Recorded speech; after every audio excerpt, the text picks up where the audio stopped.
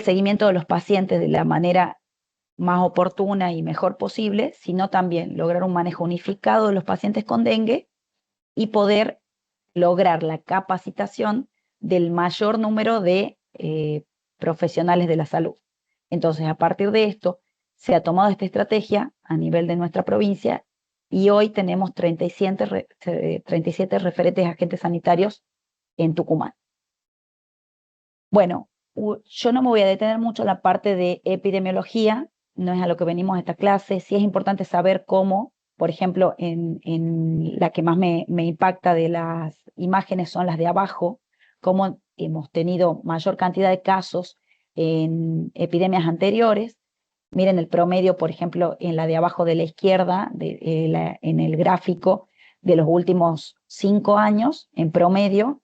Miren cómo, de acuerdo a las semanas epidemiológicas, la cantidad de casos comparados con el año 2024 y miren cómo vamos en el 2025. Esto es a nivel nacional, ¿sí? Miren también en el gráfico de la par, en el de la derecha, cómo en 2024 hemos tenido una cantidad no antes vista en nuestro país de dengue y en 2025, como se esperaba, pero bueno, nada es exacto ni en epidemiología, ni nada que tenga que ver con la medicina o la salud de las personas. Y en 2025 ha vuelto a disminuir la cantidad de pacientes con dengue, diagnosticados con dengue. Bueno, volvemos al 2024, ha sido un año con muchos pacientes con dengue y a la vez de haber muchos pacientes, también se espera que haya aumentado la cantidad de óbitos. Miren la cantidad de casos totales con dengue, se ha dividido también por regiones, en el centro, en Cuyo, en NEA, NOA y Sur. Es llamativo cómo se ha ido extendiendo a lo largo de la nación. Y bueno, nosotros como NOA, siempre afectados por la patología, incluso ya tenemos casos autóctonos, que eso antes en la Argentina no era esperado. Y en 2024, bueno, ha tenido condiciones particulares donde hemos tenido muchos casos y mucha demanda a nivel de salud pública y privada también, ¿sí? No me voy a detener mucho en lo epidemiológico, si vamos a lo que es la estrategia del seguimiento domiciliario de las personas con dengue, que esto, si bien el principal actor es el agente sanitario, yo creo que sostengo que como médicos o enfermeros no podemos dejar de conocer lo que se hace. Es más, hay muchos enfermeros y médicos que acompañan el seguimiento domiciliario, pero ninguno de los que no hacen el acompañamiento en domicilio tienen que desconocer esto, porque a partir de esto nosotros planteamos las estrategias que vamos a hacer en la consulta, tanto de guardia como en consultorio externo. También hablando de la internación. Entonces, la importancia del seguimiento domiciliario. ¿Por qué es útil hacer este seguimiento domiciliario? Bueno, porque nos permite la detección de los signos de alarma, que es lo que ya habíamos hablado, y evitar las complicaciones a partir de estos signos que aparecen precozmente, ya sabemos cuando hay extravasación, que lo habíamos hablado en la primera clase. Optimiza el uso de recursos del sistema de salud, porque vamos a tener un determinado paciente que va a ser un grupo A, un grupo B1, un grupo B2, un grupo C, que vamos a optimizar la atención de acuerdo al nivel de complejidad que necesita este paciente. Reduce la saturación de las guardias. Estos pacientes, muchos no van a consultar por guardia, a menos que presenten los signos de alarma. Y la saturación de los hospitales durante el brote, porque al hacer una detección temprana vamos a evitar las complicaciones de los pacientes. Mejora la continuidad en el cuidado y la adherencia a las recomendaciones médicas. Esto es muy importante. El agente sanitario es un profesional cercano a la familia, al paciente, y de quien se toma de otra manera las recomendaciones. En muchos casos, y era lo que hablábamos un poco con salud ambiental, es quienes nos abren las puertas para que nosotros podamos acceder al domicilio de las personas, porque es en quien confía la familia. Entonces, nos ayuda a que tenga mejor adherencia y más continuidad en el cuidado del paciente y su familia. ¿A quién está dirigido el seguimiento domiciliario? A personas que tienen dengue. Estamos hablando de dengue sospechoso, confirmado, nunca esperamos la confirmación. Si se hace el estudio, pero no esperamos a que se confirme, sino nosotros hacemos el seguimiento del paciente con o sin el diagnóstico confirmatorio y esperando el mismo. Y en el caso de nexo, directamente lo hacemos con el caso sospechoso que está con parientes o familiares o personas cercanas con dengue y que sea nexo de estos. Y pacientes que pueden ser controlados, estamos hablando de que por características de cercanía, de accesibilidad al servicio de salud, puede ser controlado en 24 a 48 horas mediante ya sea llamadas telefónicas, visitas virtuales o presenciales. ¿Sí? Esta modalidad va a ir cambiando de acuerdo a la localidad. Bueno, en cuanto al rol del agente sanitario en el seguimiento en el domicilio, las funciones del agente sanitario, ellos monitorean la evolución de los pacientes mediante preguntas clave que van a realizar a nivel domiciliario, pero también puede ser a través de telemedicina. Van a promover, un punto muy importante, una hidratación adecuada y el autocuidado o el cuidado a través de la familia, en el caso de los niños o adultos mayores o personas con capacidades intelectuales reducidas o movilidad reducida, detectar signos de alarma y gestionar la derivación oportuna a centros de salud. Ya vamos a ver que los agentes sanitarios son muy importantes en este punto y todo el equipo que los acompaña, brindar apoyo y educación a las familias sobre la prevención de nuevas infecciones y son claves en el seguimiento exitoso por la escucha activa, por la comunicación clara que tienen con las familias, el registro, son dentro del equipo de salud, los agentes sanitarios, los enfermeros llevan muy buenos registros de cada contacto, en el formulario que corresponde, obviamente, y la coordinación con el equipo de salud local para asegurar el control integral del paciente. En muchos casos, en los operativos, y ya seguramente lo vamos a hablar más adelante, va el agente sanitario, un equipo de agentes sanitarios, va un extraccionista que puede tomar las muestras, enfermeros y médicos. También el equipo de salud ambiental acompaña estos seguimientos o estos trabajos en territorio, ¿sí? Bueno, entonces, en cuanto a la estrategia propiamente dicha,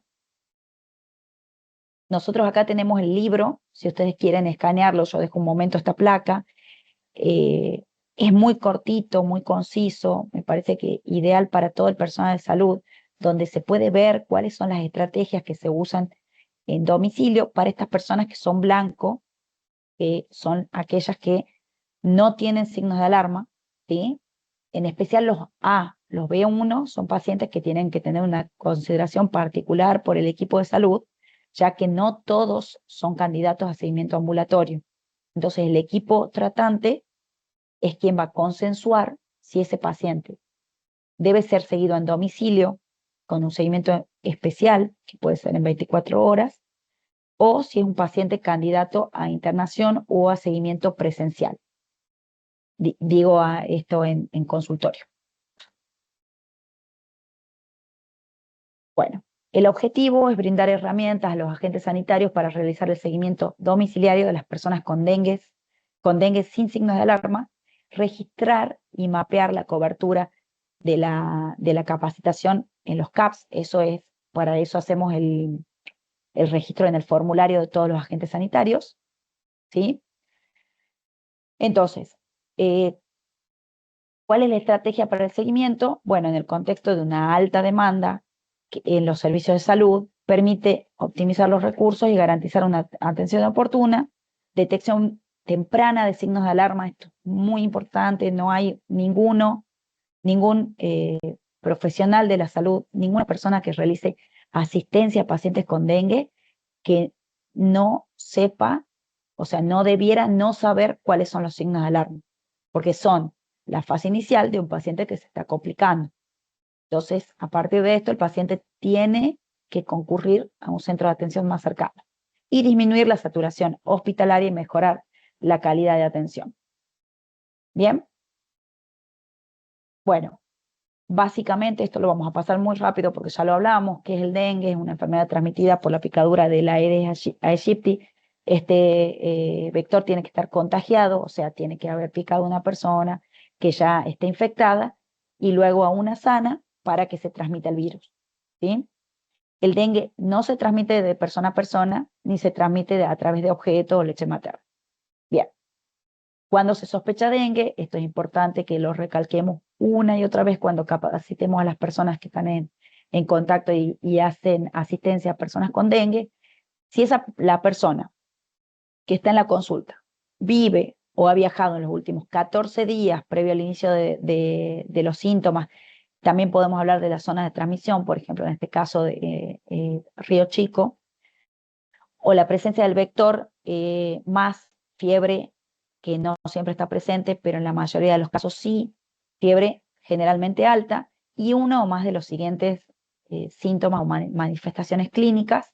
Náusea o vómito la consideramos a una, exantema, la cefalea o el dolor retroorbitario, mialgias, dolor muscular, o artralgias, dolores en las articulaciones, las petequias, que son estas manchas rojas como color vino, que pueden también ser moradas o amarronadas en la piel, que se describen hasta 4 milímetros, y leucopenia, que este es un recuento de glóbulos blancos en la sangre, que no siempre lo tenemos disponible, pero si lo tenemos disponible ayuda al diagnóstico con 2 o más de estos que hemos mencionado, más el antecedente del paciente de la zona donde vive o donde haya viajado, y más la fiebre, podemos sospechar en este paciente que tenga dengue.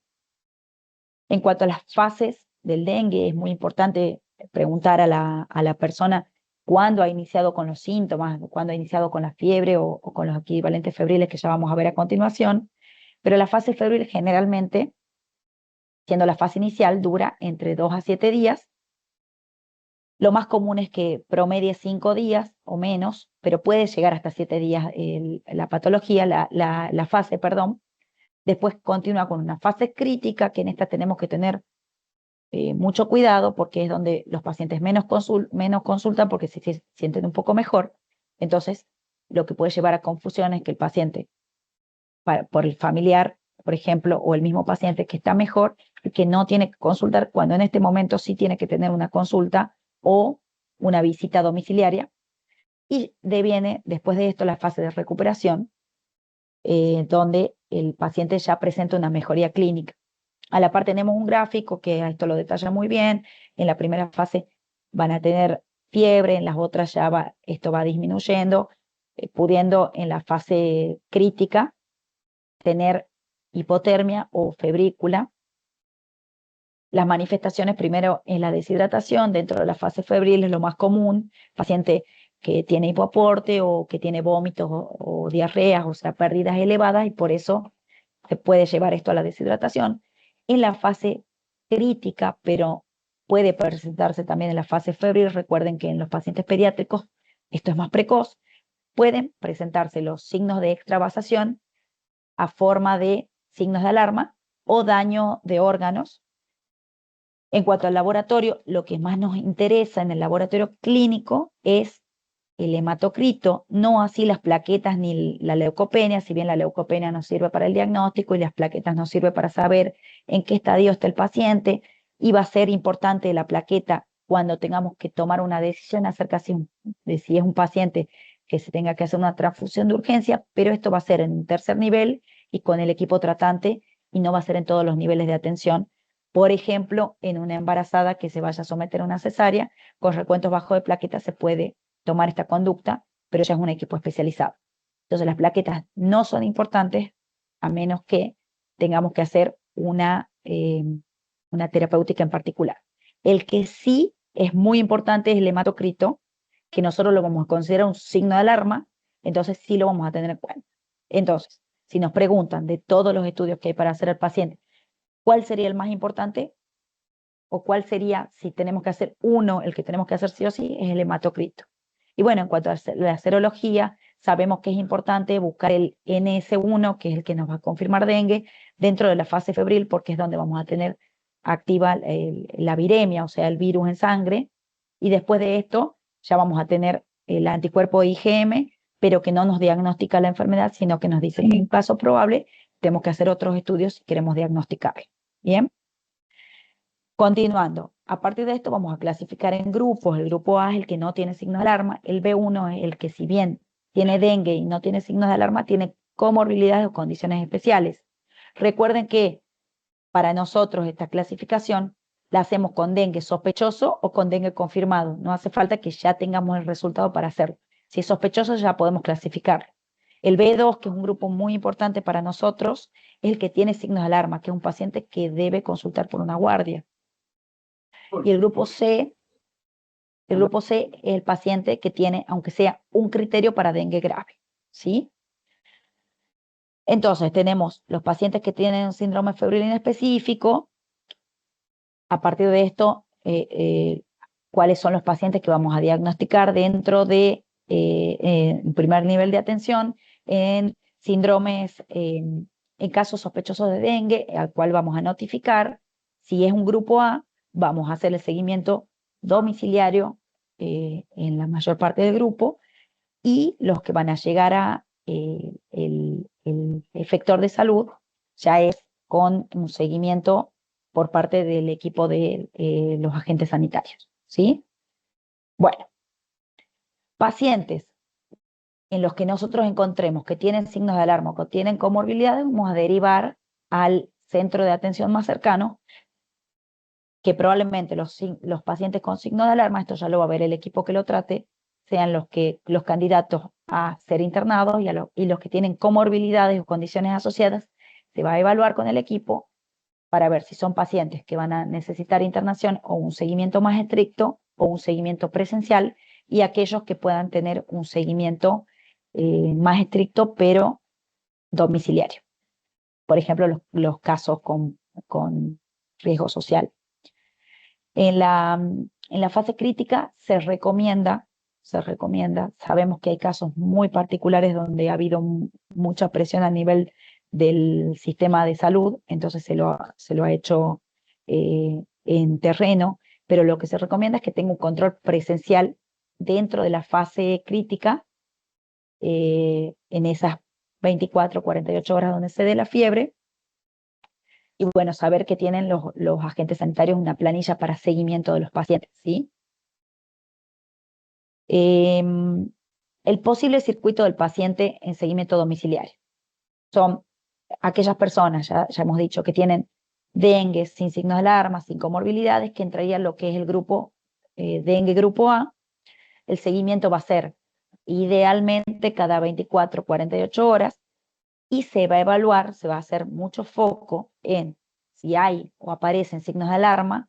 Si bien es cierto que ya se ha hecho una especie de capacitación o recomendación a la familia y al paciente acerca de cuáles son los signos y cuándo van a consultar, si no se ha hecho esto, se va a hacer la derivación oportuna de los pacientes. Bueno, la ficha de seguimiento de la persona va a tener consignados datos que son los personales o filiatorios, la fecha del último control, la fecha del inicio de síntomas, fundamental para saber en la fase en la que estamos, la fecha del último registro febril del paciente, también nos ayuda a definir si estamos en la fase crítica, si tiene comorbilidades o enfermedades asociadas, los signos vitales, el examen físico, los resultados del laboratorio y la presencia de signos de alarma. Esto es muy importante que se haga. Por supuesto que hay datos que se lo van a hacer, se lo va a tomar por única vez, y hay datos que se los va a controlar en todas las visitas a domicilio.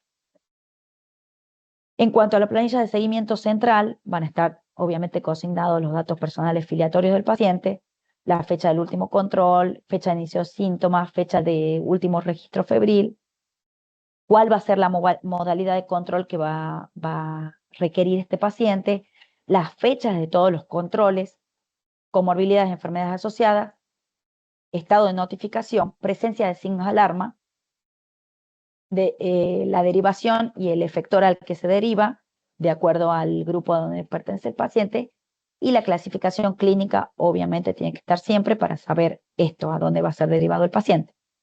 Esto a nivel de los centros de atención primaria. Estos dos grupos de seguimiento, tanto domiciliario, telefónico o por el primer nivel de atención, serían más del 95% de la consulta, porque los pacientes A son más del 95% de los pacientes que tienen dengue. En una menor cantidad de casos, los pacientes van a ser controlados por un segundo nivel de atención, donde ya necesitarían o requerirían un plan de hidratación parenteral, y la menor cantidad de los casos, menos del 1% de los casos, van a ser, gracias a Dios, los que llegan a un tercer nivel de atención por dengue grave. Eso es en escenarios ideales. Sabemos que el tercer nivel de atención ha recibido pacientes del grupo A, del grupo B1, que ha recibido del grupo B2, que hospitales de segundo nivel o unidades de dengue han recibido del grupo A, pero lo ideal para no sobrecargar estos servicios es que la mayor parte de los pacientes del grupo A, hacer mucho énfasis en que tengan un seguimiento telefónico, domiciliario, en el primer nivel de atención, y que se detecten rápidamente los signos de alarma, o que se den las pautas de hidratación en domicilio o en el primer nivel de atención, para que el paciente no llegue a la consulta a un segundo o al tercer nivel, o sea, no escale en su patología. Obviamente que no en todos los pacientes no vamos a poder tener, hay pacientes que se van a complicar, pero la idea es que no sea la mayoría de los pacientes, la idea es que la menor cantidad de pacientes sean los que llegan a un segundo, ni que des en un tercer nivel. Bueno, en cuanto a las preguntas que vamos a hacer en el seguimiento, habíamos dicho los datos personales. Sí es importante que así los datos personales no se modifiquen, corroborar de que estos datos hayan estado bien registrados, volver a preguntar sobre el teléfono, volver a preguntar si está bien escrito el número de documento, cosas que por ahí no siempre las registramos bien. Hago la mea culpa de que alguna vez registré mal un número de documento por un número que haya puesto mal, ya sea porque lo escuché mal o porque lo escribí mal o no se entendió lo que escribí, y por ahí eso mi compañero lo corrige y podemos tener un dato más fidedigno, ¿sí? La fecha de inicio de síntomas, que esto mucho no va a cambiar, pero sí podemos saber que por ahí el paciente no recuerda bien, o la madre, y de repente, o ha estado el padre y después, no tengo nada en contra del padre, pero por ahí es el que se equivoca un poco más con los datos de los niños. Ha estado otra persona que no ha sabido bien, y cuando está la persona que sí sabe bien exactamente el día de comienzo de síntomas, puede modificar esa fecha.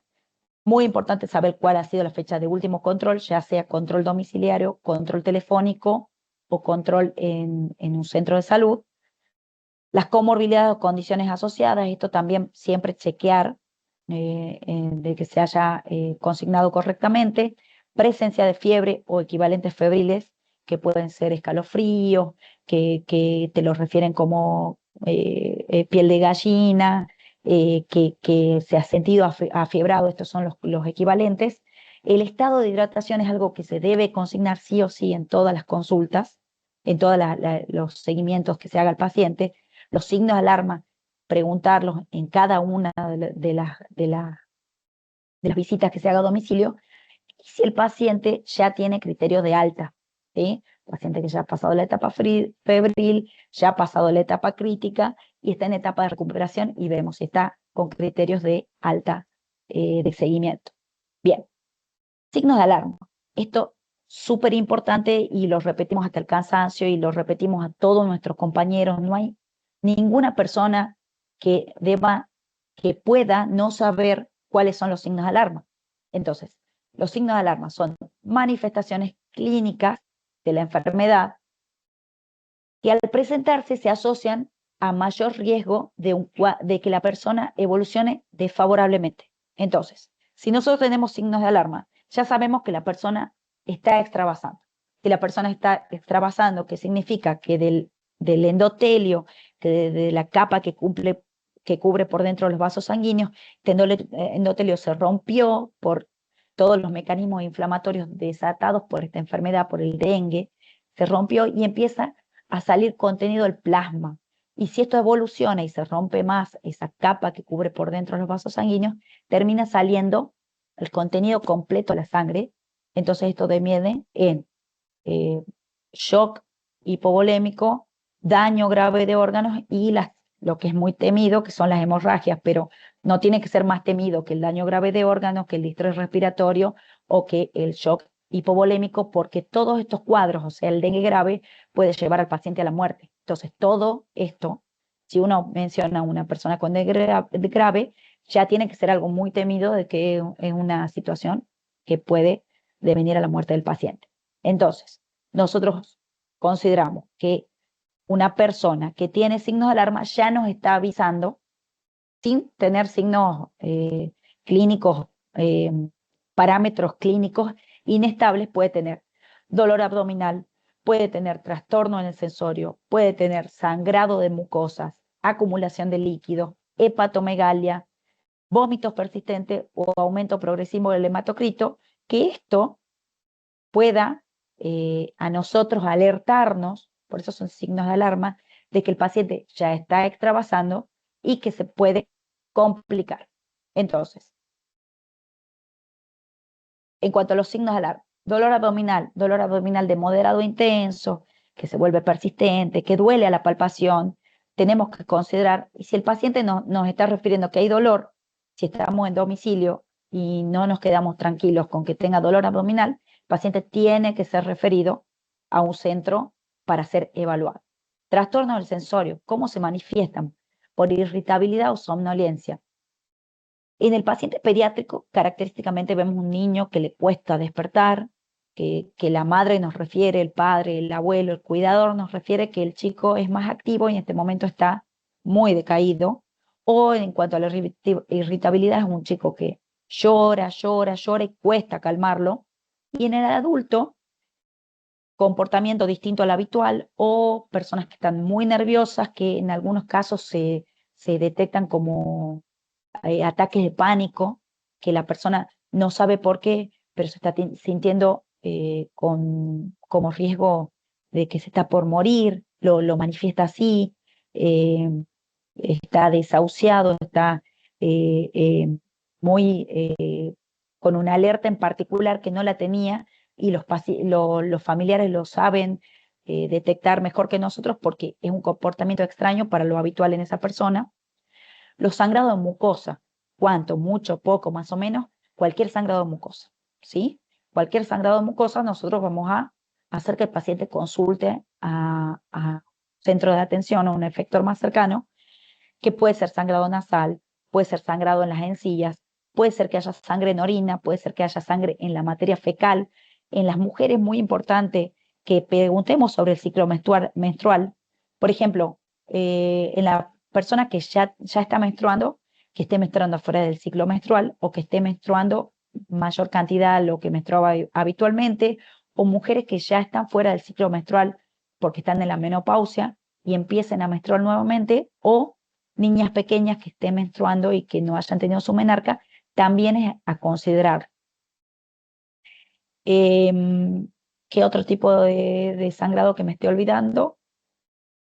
Bueno, sangrados ocultos, o sea, ya les decía, materia fecal asociada a sangre o sangre digerida. La sangre digerida es de color negro como si fuera alquitrán. Entonces eso también lo tenemos que preguntar, tenemos que hacer preguntas dirigidas. La acumulación de líquidos es difícil saberla en una consulta, no en una consulta, sino en una visita a domicilio, pero sí podemos preguntar si hay dificultad para respirar, si hay mucha distensión abdominal, si hay edemas, o sea, hinchazón en pies, en manos, eso lo puede referir el paciente. La hepatomegalia también es un signo más que un síntoma. Esto no lo vamos a poder saber en la visita domiciliaria, a menos que vaya un médico con nosotros. Los vómitos persistentes, que también son muy importantes. Le preguntamos a la persona si en la primera hora ha vomitado más de 3 veces, o si el niño o el adulto mayor ha vomitado más de 3 veces, o si en las últimas 6 horas ha vomitado 4 veces o más. Y el aumento progresivo del hematocrito también es un parámetro de laboratorio que lo vamos a ver con el examen, ¿sí? En cuanto a comorbilidades, enfermedades asociadas, tenemos eh, condiciones asociadas. El embarazo, sí o sí, es una persona que tiene que hacer la consulta presencial, el menor de 1 año, el mayor de 65, consultas presenciales. La insuficiencia renal crónica, que eso nos va a referir la persona, la obesidad, diabetes, enfermedades de la sangre, enfermedades hemolíticas, destrucción de los glóbulos rojos, por ejemplo, o que esté tomando anticoagulantes. La cirrosis hepática o las enfermedades hepáticas en general, con disfunción hepática, las úlceras gástricas o historial de sangrados digestivos, bueno, ya he dicho el tratamiento con anticoagulantes, y el riesgo social, una persona que vive sola, que no puede acceder de manera inmediata a un centro de salud, ya sea por la inaccesibilidad en el terreno, por la distancia, o que no cuentan con agua potable. Criterios clínicos para requerir internación. Eh, Se sugiere utilizar criterios de hospitalización, que son los que utilizamos para todos los pacientes con dengue. El que tenga signos de alarma, aunque sea un signo de alarma, ya lo consideramos ponderante para pensar en que se tiene que internar. Pacientes con criterio de dengue grave, con un criterio de dengue grave, ya se considera para internar. Intolerancia oral, que tome y no retenga nada en el estómago. Dificultad para respiratoria, acortamiento de la presión de pulso, hipotensión arterial, insuficiencia renal aguda, aumento del tiempo de llenado capilar, todos estos son signos de shock. Embarazo es un motivo al menos para requerir una consulta con un centro obstétrico especializado. Coagulopatía y en el menor de 6 meses. Los menores de 6 meses se considera la internación. Bien. Los mensajes claves que le tenemos que dar a la comunidad, las medidas de prevención de los criaderos de mosquitos, que eso vamos a hablar ahora, el uso de repelentes y la protección personal, eso nunca tenemos que olvidar en las consultas, ya sabemos que tanto para prevenir la enfermedad o en la persona que ya tiene dengue, sospechoso o confirmado, para prevenir que contagie a otras personas y la importancia, que esto es un mensaje fundamental que tiene que dar el equipo que trabaja en terreno, que es la hidratación del paciente y esto del reposo, de que, bueno, el reposo si bien es relativo, en el caso de pacientes plaquetopénicos lo tenemos que ponderar y considerar como tiene una importancia en particular, y la hidratación siempre vamos a preguntar el grado de hidratación del paciente, o sea, a través de la orina, si orina clarito, si está orinando lo que orina habitualmente o orina más, y la cantidad de líquidos que está ingiriendo, si llega a la cantidad necesaria por día. A la población no solo le tenemos que hablar, sino también dejarle material para que ellos puedan leer en sus hogares si tienen esta posibilidad. Sabemos que tenemos una población que no sabe leer y escribir, pero a las personas que lo puedan hacer, dejamos este material que ahora ustedes les pueden sacar del QR para tenerlo, sino a todos los referentes agentes sanitarios le vamos a dejar este material para que lo busquen y ustedes lo puedan tener disponible. Este es el cuestionario para que se registren todos los agentes sanitarios sobre esta capacitación de seguimiento domiciliario, pero que también lo tienen al link en el chat. Si ustedes lo quieren, lo vamos a ir reforzando durante el resto de la clase.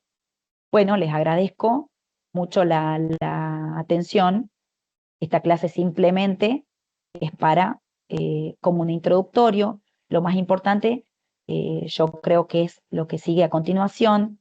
Yo pondero mucho esto, que es lo que hace saneamiento ambiental cuando va a los domicilios y el trabajo en terreno, que no queríamos dejarlo solo en una clase que no es menor, la clase esta que nos aporta Nación, pero sí saber cuál es la experiencia local y en un lugar tan importante como es la región de Aguilares, como para que nos cuente la experiencia los agentes sanitarios que trabajan ahí en terreno, que es súper enriquecedor para nosotros porque es nuestra localidad y es Tucumán, y si bien cada localidad va a tener su experiencia en particular, que podemos ir conociéndola si ustedes quieren abrir micrófono al final de la clase, pero sí nos enriquece mucho que hoy, y agradecemos de que estén acá, hoy haya agentes sanitarios que nos aporten su experiencia. Le voy a ceder el micrófono a la gente de la Dirección General de Salud Ambiental para que nos comparta acerca de la experiencia de ellos en terreno y un poco la parte que nos van a capacitar en el manejo de los vectores.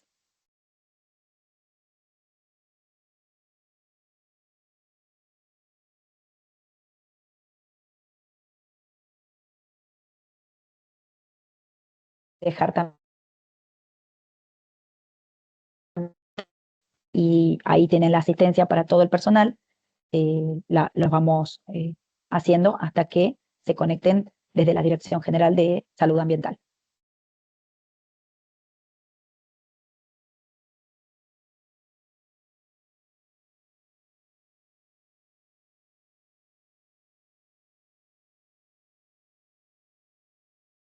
Carolina Chapini, ¿estás presente en el auditorio?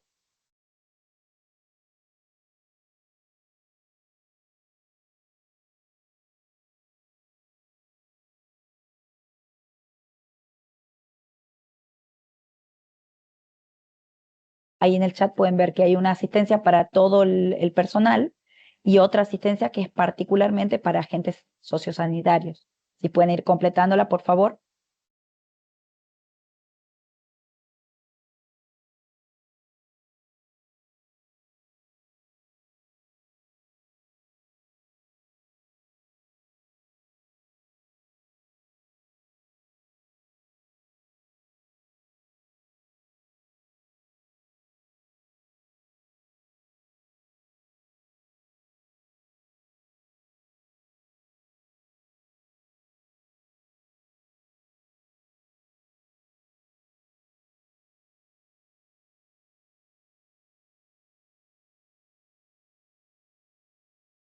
Esperar un ratito.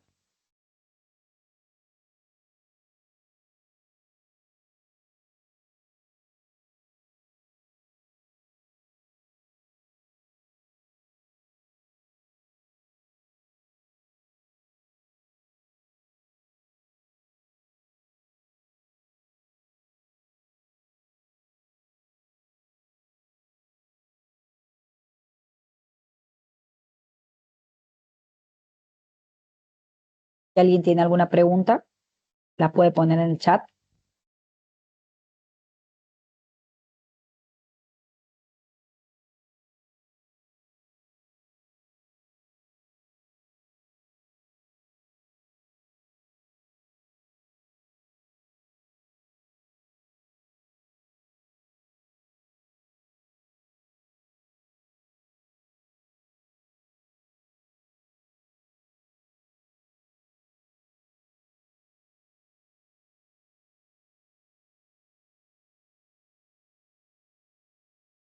Los agentes sanitarios que estén presentes, me gustaría si pueden en el chat poner presente o poner una manito levantada.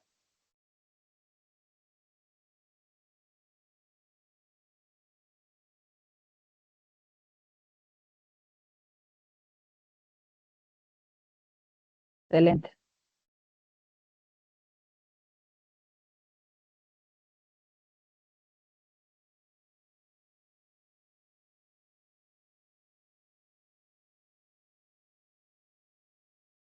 Todos presentes.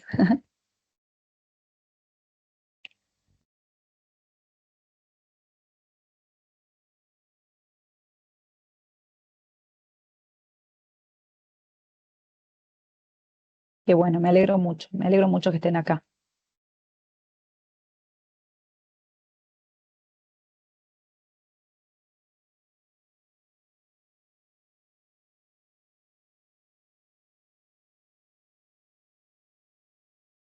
Para nosotros su labor es muy importante y lo queríamos recalcar en esta clase. Eh, Ven muchísimas patologías, pero en dengue es una estrategia fundamental que se ha implementado y que está dando muy, muy buenos resultados a nivel país.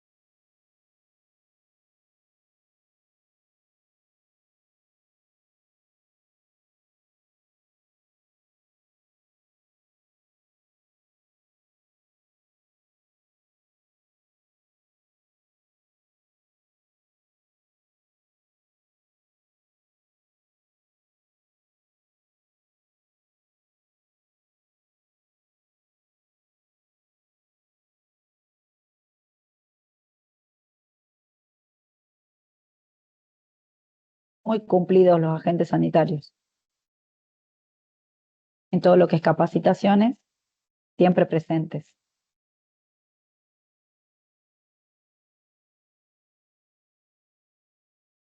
Muchas gracias, Nora.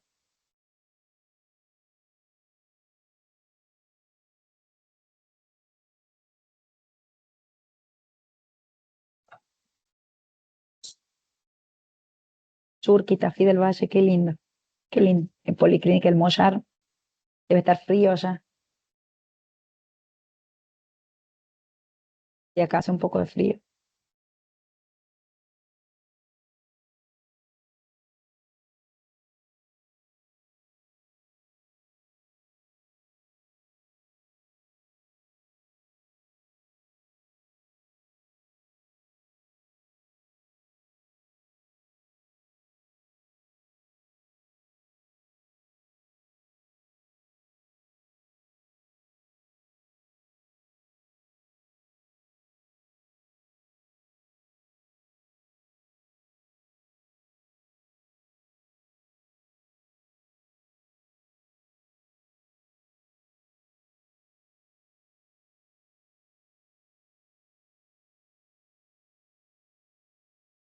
Les pido si alguno de ustedes aún no ha firmado la asistencia, recuerden que hay una asistencia hoy particularmente que es para todo el personal y hubo otra asistencia que es para agentes sanitarios. O sea, los agentes sanitarios tienen que llenar dos formularios, el general de la asistencia a esta clase y el de la clase que acabo de dar, que es para Nación.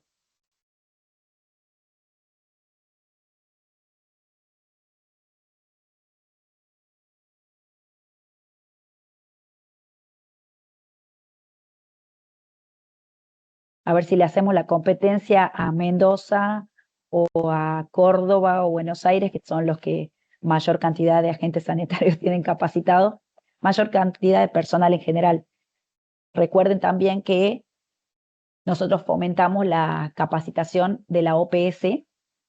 Si ustedes quieren, les paso el link, que es para todo el personal de salud, que es un curso autoadministrado, que da un muy buen puntaje para certificación porque es un curso internacional y a nosotros nos aporta, a cada uno de los miembros del equipo de salud, porque nos permite tener herramientas mucho más profundas que las que se puede dar en una clase como la que di hace 2 semanas, donde toqué algo general, pero ahí en particular se habla de no solo los grupos, las fases de la enfermedad, la fisiopatología y demás, sino que por grupos se va profundizando los temas de, por ejemplo, la hidratación de los pacientes o las comorbilidades, cómo se manejan los pacientes de acuerdo a cada comorbilidad. Me parece muy interesante tenerlo en cuenta el curso para hacerlo. Ahí les paso el link.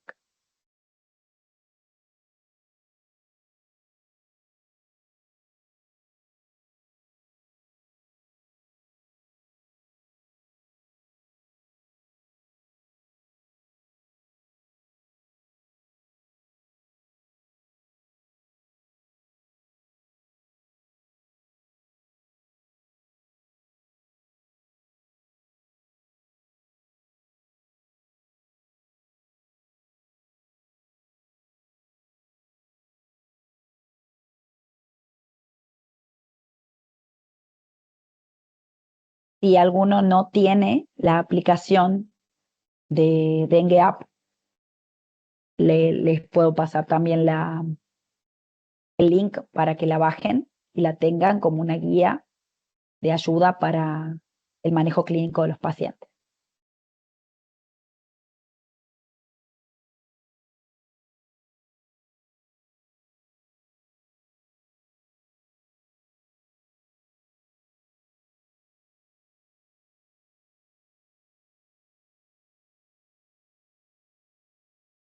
Ahí ya les paso la primera.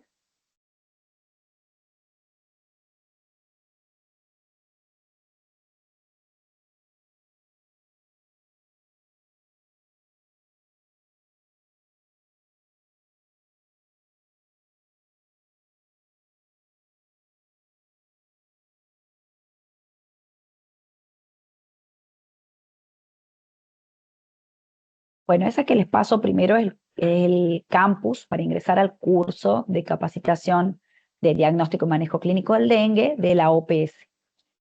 Ha habido problemas, algunas personas han tenido problemas para inscribirse, en realidad para generar su usuario en el campus. Generalmente el problema que tienen es o el mail, que por ahí el mail, si no podés poner el propio, utilizas uno de alguna persona de confianza, porque lo único importante del mail es que ahí te pasan el certificado una vez que terminas el curso. El otro problema que han tenido es acerca del lugar donde trabajan, que por ahí no aparece. Algunos lugares no están en el nomenclador de la OPS, entonces se puede probar con cualquier otro lugar dentro de nuestra jurisdicción, o sea, dentro de Tucumán. Por ejemplo, que seas de Tafí del Valle, pero pongas Leales, que Leales se aparece. No sé Tafí del Valle, estoy solo dando un ejemplo. Pero hay lugares que no aparecen, entonces han tenido que usar otro lugar distinto del que son. Mientras diga Tucumán, no hay problema. ¿Sí? Eso en cuanto al campus de la OPS. Ahora les paso al que necesite el link para ingresar a la aplicación de dengue, que es una ayuda clínica. No se registran pacientes ahí, sino que solamente nos da un pantallazo general y no tan general de cómo debemos abordar al paciente con dengue. En cuanto a la hidratación, en cuanto a los signos de alarma, en cuanto a la categorización por grupos. Ahí les paso.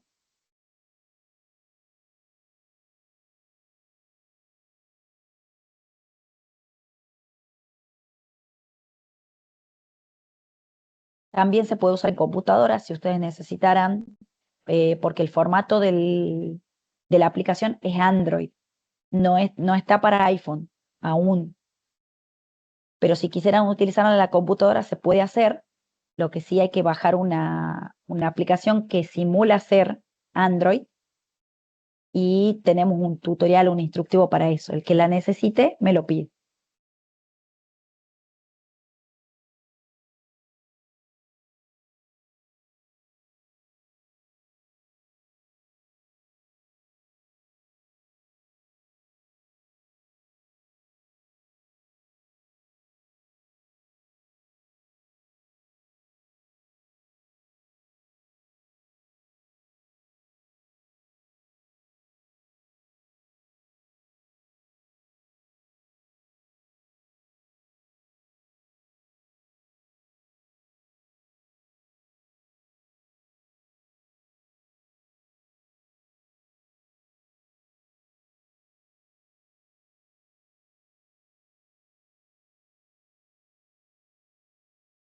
Ahí está, la segunda es la aplicación para celulares Android.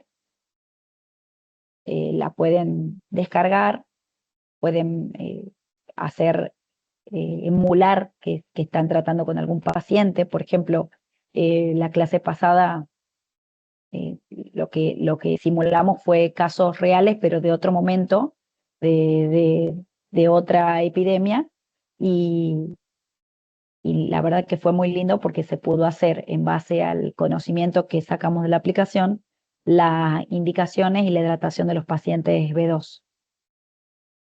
No tenía la vacuna, pero resulta que ya lo habían vacunado allá. Figura como no disponible la app.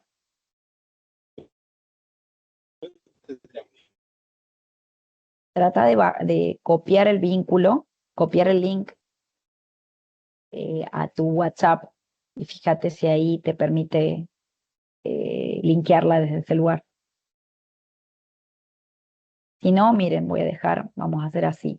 Yo dejo mi número de teléfono, y todos los que tengan alguna dificultad, porque a la aplicación la tenemos que tener todos, eh, todos los que tengan alguna dificultad, por favor me escriben y la solucionamos por ahí, ¿sí? Porque la aplicación la tenemos que tener todos. Se llamaba esa nena. La madre, una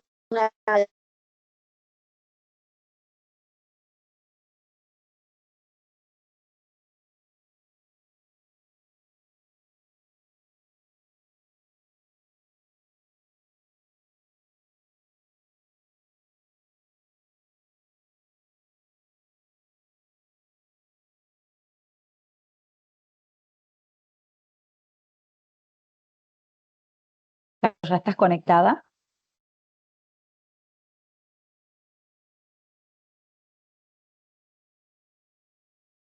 Nadia, ¿puedes cargar, por favor, el link de las asistencias? Sí, ahora lo comparto, claro.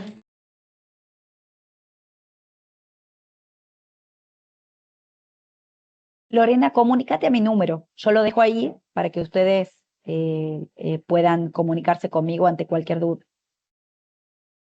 Igual recuerden que por cada área operativa y por cada hospital de segundo y tercer nivel hay referentes de dengue. En todas las áreas operativas hay agentes sanitarios referentes de dengue y por cada hospital de tercer nivel, de segundo nivel, se agregan además médicos y agentes sanitarios. Médicos y enfermeros, perdón. También tenemos odontólogas dentro de nuestro grupo de referentes.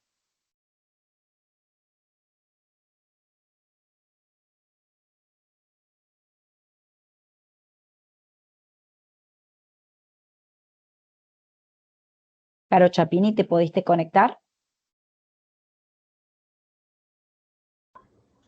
Hola, hola, sí, perdón. Estaba justo Estás con la buenísima. reunión. Sí, perdón, que estamos con doble tarea, digamos, con lo de Leo y con lo mío, así que no sé si ahí te pasé la presentación, no sé.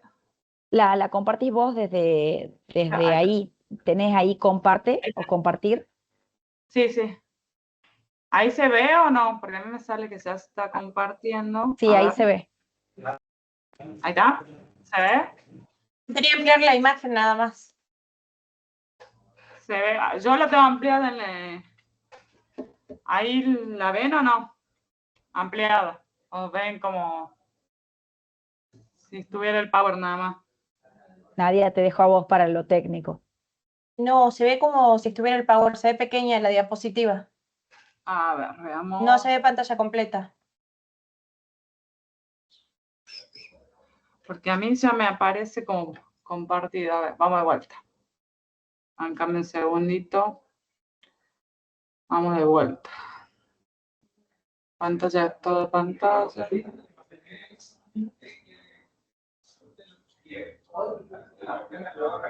Compartir. Ahí aparece como power, ¿verdad? Sí, Y ahí. y ahí no, sigue igual. Y la opción como compartir como pantalla, Vamos de vuelta. Compartir como pantalla, decís vos. y Como ventana. como pantalla. Toda la pantalla. A ver. No.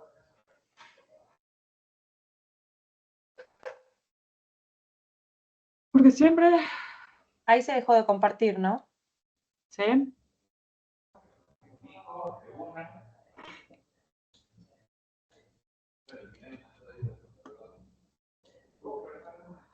La otra es que la pongas vos como, viste, lectura, presentación con diapositiva. ¿La querés poner vos e irla pasando? Ahí le mandé yo a Florencia. En la otra, para que no perdamos tiempo. En la opción como pantalla, probemos por última vez, por favor, para ver si ahí te deja.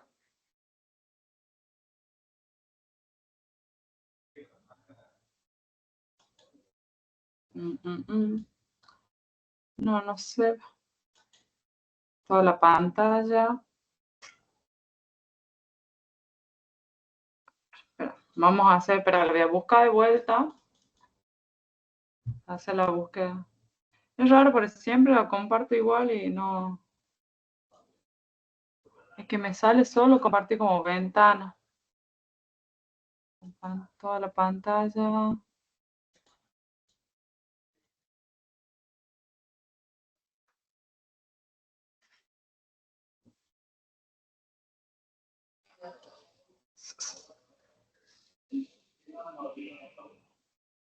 A ver ahí. No.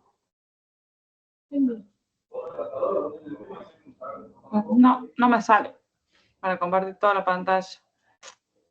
Me sale solo como ventana.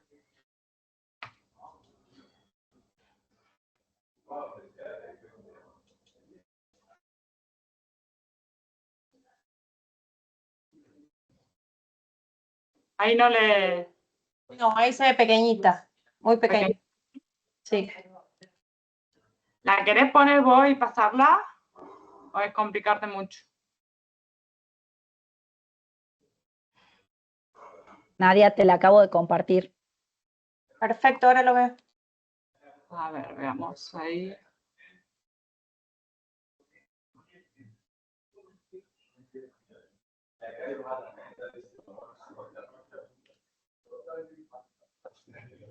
No sé por qué es raro, porque recién estaba en otra reunión compartido y llamado.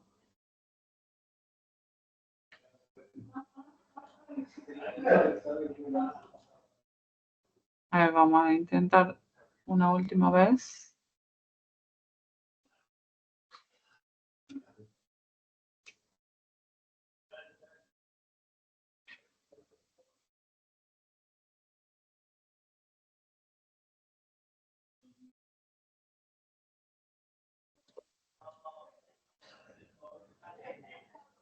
Es que ahí sale chica, ¿verdad? Sale chiquita.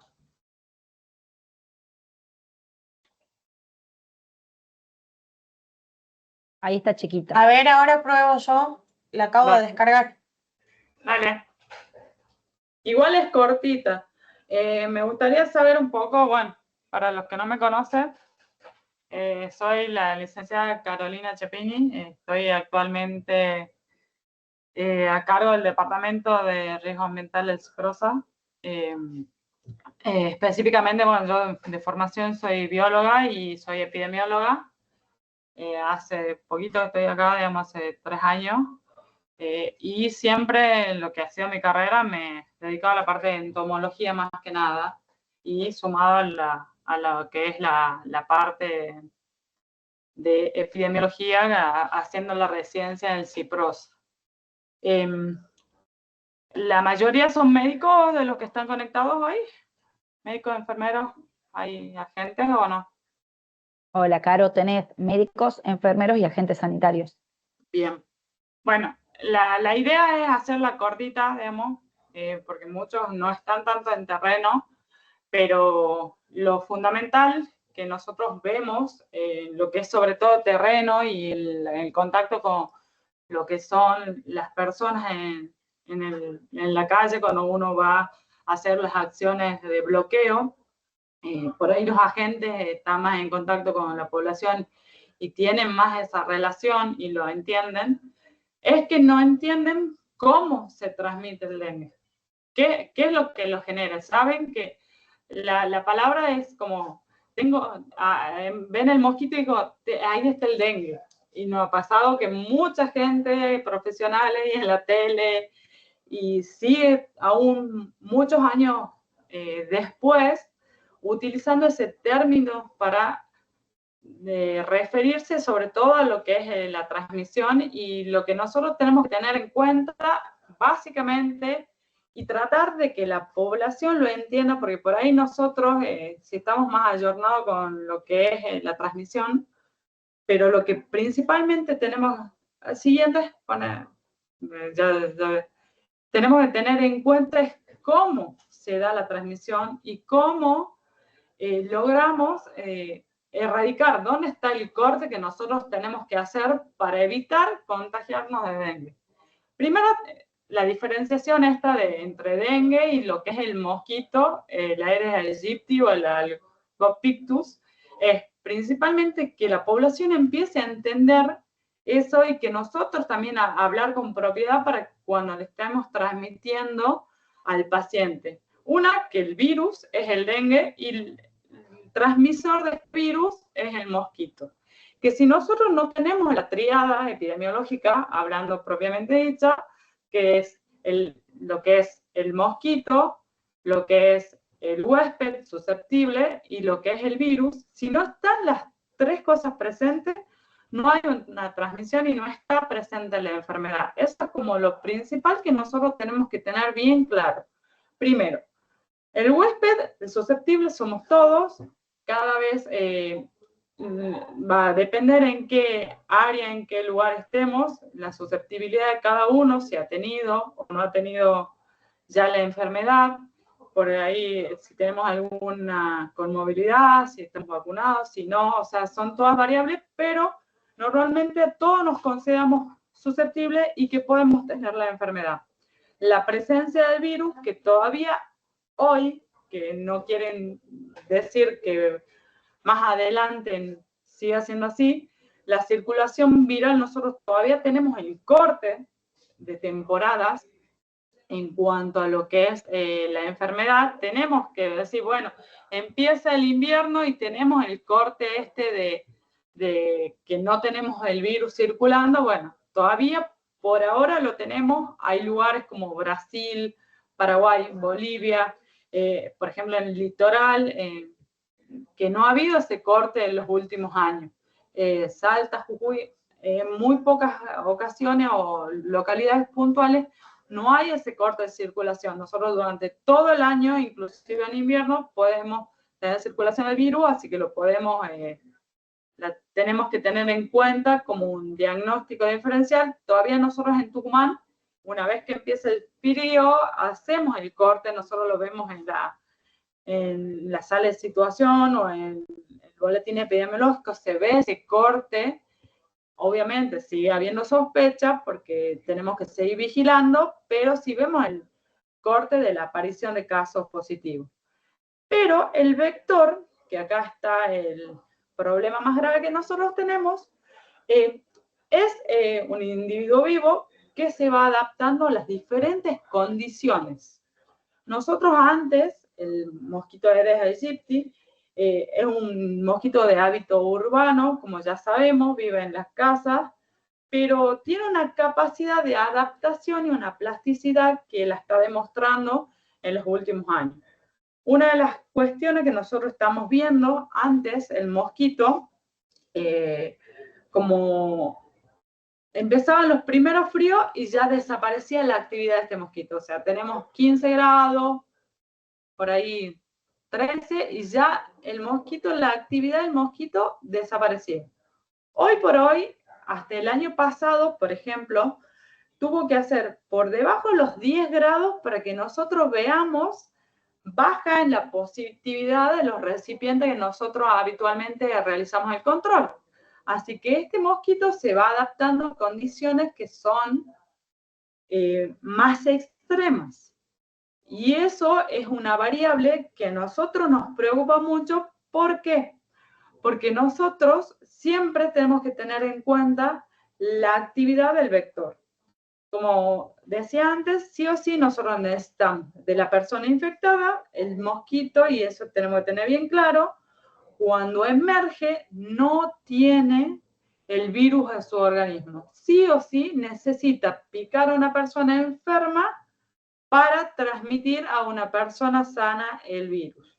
Es más, entre que el mosquito va a picar a esa persona enferma y va a poder transmitir ese virus, tienen que pasar entre 4 a 5 días para que el virus empiece a replicar en las glándulas salivales del mosquito para poder recién transmitirlo a una nueva persona y que esa persona se infecte. Obviamente después se da la replicación viral dentro de esta persona sana y empieza con los síntomas. Siguiente. Gracias. ¿Qué es lo que nosotros siempre insistimos cuando vamos a hablar con el vecino, cuando damos todas las capacitaciones a las comunas y municipios? Que entendamos las características biológicas del mosquito. ¿Por qué? Porque la persona cuando ya está enferma, nosotros ya estamos tarde. Ese es el concepto que tenemos que tener en cuenta. Cuando ya llega al consultorio, cuando ya está enfermo, ya está tarde. Pero sí podemos evitar que se siga enfermando el resto de la familia o se siga transmitiendo el virus. ¿Cómo nosotros nos damos cuenta? ¿Qué tenemos que tener en cuenta? Son las características biológicas del mosquito. El mosquito principalmente este mosquito tiene 4 estadios en los cuales tenemos que tener en cuenta que el huevo, la larva y la pupa necesitan de la presencia de agua para su desarrollo. Una vez que el mosquito adulto ya emerge, ya las condiciones que están a su alrededor son las que van a determinar su desarrollo. Primero, nosotros no tenemos una sola especie de mosquito en circulación, tenemos varios, tenemos Anopheles, Culex y Aedes aegypti. Pero todos estos mosquitos son transmisores de distintos tipos de virus. O sea, nosotros tenemos que tener en cuenta el lugar donde viven y qué van a transmitir cada mosquito. El mosquito Anopheles, que nosotros lo podemos ver, por ejemplo, en algunos charcos, tiene la característica de los huevos siempre van a estar sobre el agua. O sea, son unas características que vos te acercas al espejo de agua y lo vas a ver. Son huevos individuales que flotan, tienen una estructura hialina que los ayuda a flotar en el agua, y eso, una vez que emerja dentro del agua, ya la larva nueva se va a desarrollar ahí. Y es el que va a transmitir la malaria. Por suerte, nosotros no tenemos circulación de malaria, pero sí tenemos la presencia de Anopheles. En cuanto a Culex, es el mosquito, el molesto de noche que zumba, nos zumba a los oídos, que todo el mundo dice, no, tengo lleno en la cabeza, tiene un hábito nocturno, y es bien característico por este zumbido. Este mosquito tiene otra característica diferente, que es que pone su huevo en forma de balsa, también sobre el agua. En este caso también es transmisor de otros virus, como el virus del Nilo Occidental y la encefalitis de San Luis, pero es como el mosquito más común, es de un color marroncito, lo vemos siempre en las casas, es como bien característico en todos los domicilios, es también de hábito domiciliario, lo vemos durante todo el día, tiene actividad, no es como Aedes aegypti que tiene preferencia de actividad. Y después, bueno, vamos a la estrella nuestra, que es el Aedes aegypti. ¿Qué características nosotros tenemos que tener en cuenta? Habíamos hablado anteriormente que este mosquito, los otros dos especies de mosquitos, ponen sus huevos sobre el agua. O sea, si yo quiero eliminar el mosquito, agarro el recipiente, tiro el agua y solucionado el tema para los dos anteriores. En el caso de Aedes tiene una característica que pone los huevos sobre las paredes de los recipientes, en forma escalonada. ¿Qué significa? No sé si llegan a ver ahí en la diapositiva, esta imagen tiene una línea, dos líneas, tres líneas. Esos son todos esos pequeños puntitos, son todos huevitos. No sé si, a ver, la podés ampliar un... No sé si es esta imagen de acá abajo. Si no, ya la vamos a seguir en la que sigue. En la imagen de abajo, volvé a la anterior un segundito. Perdón, es difícil cuando otro te tiene que pasar las diapos. Tiene esta característica que pega los huevos en los recipientes y en forma escalonada, porque espera que empiece a llover, se llena, empieza a emerger una corte. Después, con el tiempo, emerge otra corte, y así sucesivamente. Nosotros vamos a sacar el agua del recipiente y no vamos a cepillar el recipiente, y los huevos van a seguir ahí pegados, y una vez que llueva o que llenemos el balde con agua y nos olvidamos, vuelve a emerger esos mosquitos. Bueno, siguiente, no sé qué pasó, pero... Se dejó de compartir, ahora comparto de nuevo. Dale. A ver, ¿quiere que probemos? No, es que igual no pasa. ¿Estamos hasta ahí? Perfecto, Caro, muy interesante.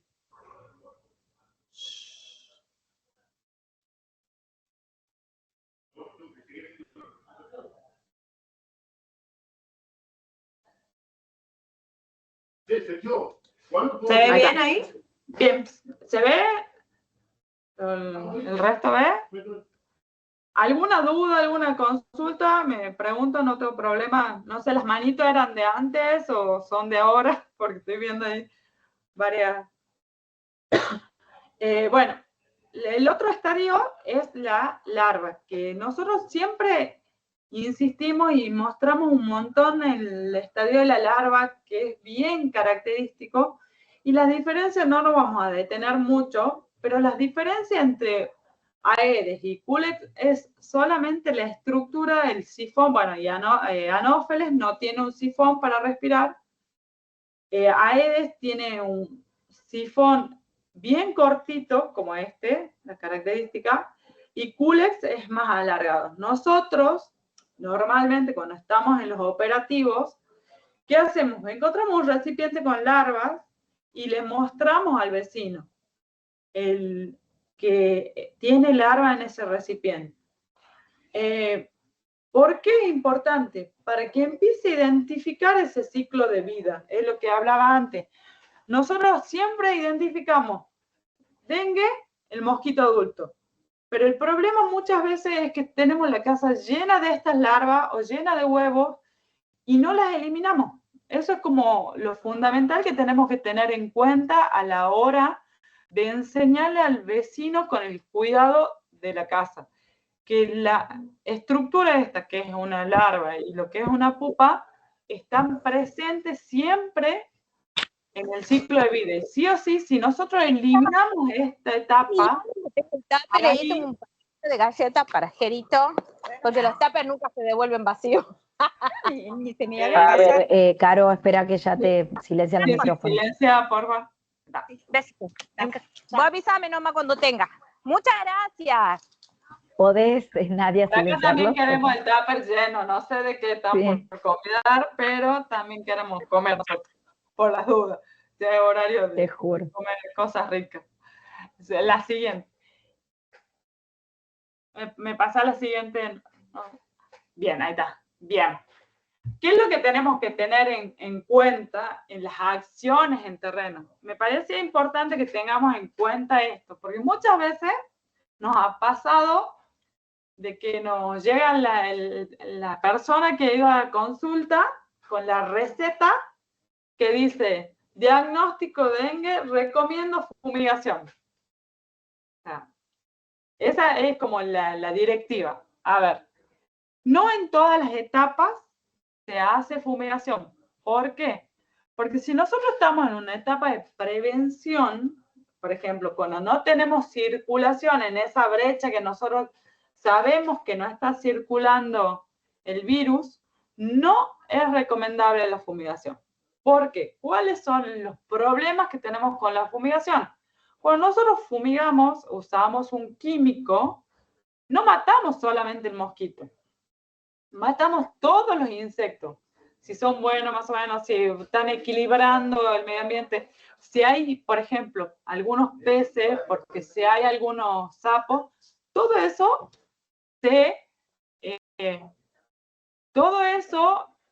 va a afectar a esos seres vivos. Así que siempre hay que como retrasar el tema de la aplicación de químicos lo máximo posible.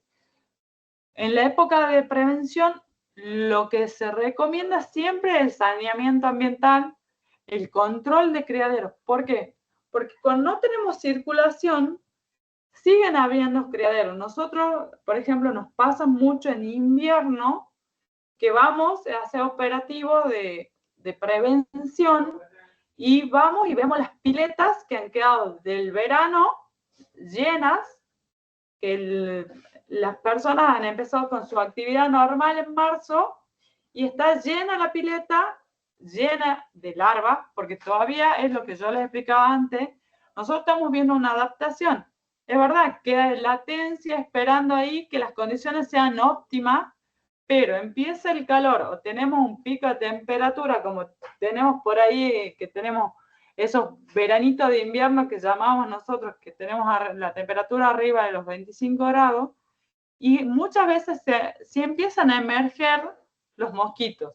Así que también en invierno tenemos que tener esas acciones de control de criaderos en la casa y que sea recomendada a todo el mundo. Nosotros más allá, digamos, de como médicos, enfermeros o sociosanitarios, tenemos que hablar como vecinos, como padre, hijo, que ese concepto de la eliminación del criadero se hace todo el año. Tiene que ser algo que sea habitual en nuestra cabeza. A ver, ha llovido, bueno, me voy a revisar el patio a ver si no queda algún recipiente, o tengo una canaleta que no la limpio hace rato, bueno, como algo, ha empezado el otoño, bueno, la tengo como algo preciso, que lo tengo que hacer todos los años, porque puede ser un criadero, lo tengo que tener ya como hábito. Siempre tenemos que tener en cuenta eso. Bueno, obviamente la eliminación de objetos inservibles, que acá está, y la capacitación. Sobre todo es muy importante esto, la capacitación a todas las personas. Nosotros dentro de las capacitaciones que hacemos durante todo el año es a todo lo que son las comunas y municipios, y también hemos sumado este año a varias comunas que quieren empezar a hacer control por medio de sensores de ovipostura. ¿Qué es lo que nos indica ese sensor? Cuando comienzo a tener la presencia de Aedes en el área. Una vez que yo tengo presencia de Aedes, tengo que, digamos, intensificar mis tareas, porque yo ya sé que tengo el vector. Si se junta el huésped, como veíamos en la primera diapo, el huésped, y viene alguien de afuera enfermo, ya es probable que se genere un brote. Eso es como que lo que siempre tratamos de que todo el mundo tenga en cuenta a la hora de hablar de dengue, que sí o sí, siempre tenemos que pensar en el vector. Y en lo que es el control, ya por ejemplo, como estamos ahora, ahí sí ya se hace el bloqueo, y que es el rociado espacial. Tenemos que tener en cuenta eso. El rociado espacial se hace en caso de que nosotros, digamos, el rociado intradomiciliario se hace en el caso de que nosotros tengamos un caso sospechoso. No se hace como prevención, y eso ese tiene que ser nuestro discurso siempre hacia la población. Cuando vienen en invierno que no hay casa y te dicen, no, yo quiero que fumiguen por las dudas, no, el fumigar por las dudas, aplicar un químico por las dudas, no existe. Tiene que haber una razón específica para que nosotros realicemos una aplicación.